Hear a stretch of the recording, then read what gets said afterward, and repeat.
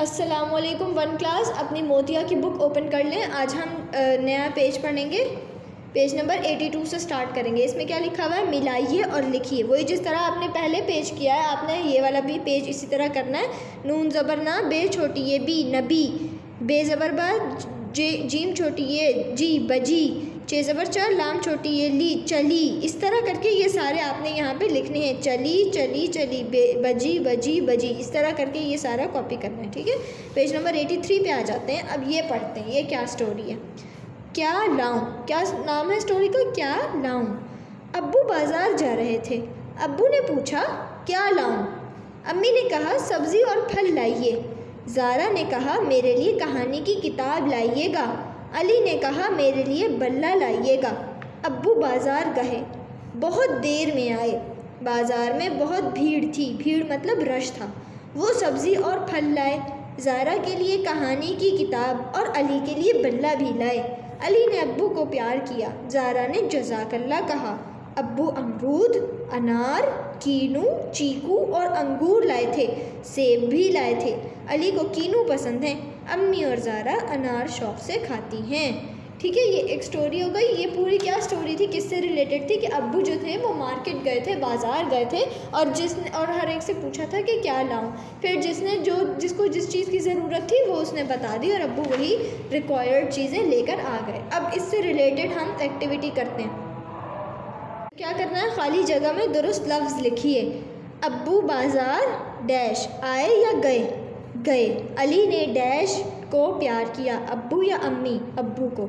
इसी तरह आपने पीछे की स्टोरी पढ़ के और ये पूरा फिल करना है।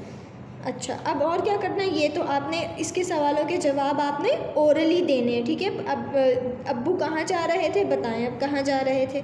अब्बू ने क्या पूछा, बताएं क्या पूछा। इस तरह आपने सिर्फ ओरली जवाब देने, लिखना नहीं है। ठीक है, चलिए नेक्स्ट पेज पे आ जाते हैं। पेज नंबर 85, खाली जगह भरिए। खाली जगह भरिए और ये जुमले कॉपी में नकल करके अपने पसंदीदा फल की तस्वीर भी बनाइए। आपने सिर्फ यहीं पर ही करना है। मैं डैश शौक़ से खाती हूँ या खाता हूँ, बताएं। आम, अनार, केला, कीनू, अंगूर, आपको जो भी फल पसंद है आपने उसका यहाँ पे नाम लिखना है। उसका रंग डैश होता है, हरा, पीला, लाल, क्या होता है आप बताएं। ये डैश होता है, सख्त या नरम, आपने ये यहाँ लिखना है। इसका मज़ा डैश होता है, खट्टा या मीठा, ये लिखना है। ठीक है, अब आपने ये इसको कॉपी में नहीं करना, सिर्फ बुक में ही करना है। पेज नंबर 86 पे आ जाते हैं हम। चलिए ये पढ़ते हैं। ये कौन सी नज़म है? फलों का ठेला। फलों का आया ठेला, तरबूज, अंगूर और केला, सेब, अनार और बेर, कितने रुपए सैर। तरबूज हैं गोल, इनका क्या मोल, लाओ दो आम, इनका क्या दाम, नुकीले और गोल, आड़ू दो तोल। सही है, ऐसे ये पूरी नज़म थी।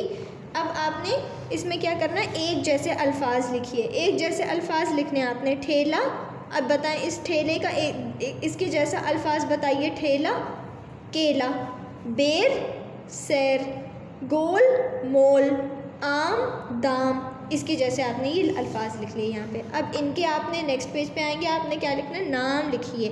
नाम लिखना है आपने। ये क्या बना हुआ है बताएं? ज़र्राफ़ा। ये क्या बना हुआ है? बंदर। ये क्या है? घोड़ा।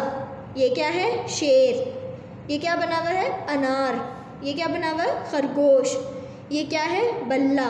और ये क्या है? किताब। इस तरह आपने इन सारी चीज़ों के यहाँ पे नाम लिख लिए। और अब यहाँ पे क्या है? मिलाइए। यहाँ पे आपने इनको इन अल्फाज को यहाँ पे ये अल्फाज जो है वो तोड़ के लिखे हुए हैं, आपने इनको मिलाकर लिखना है, ये लफ्ज़ सॉरी।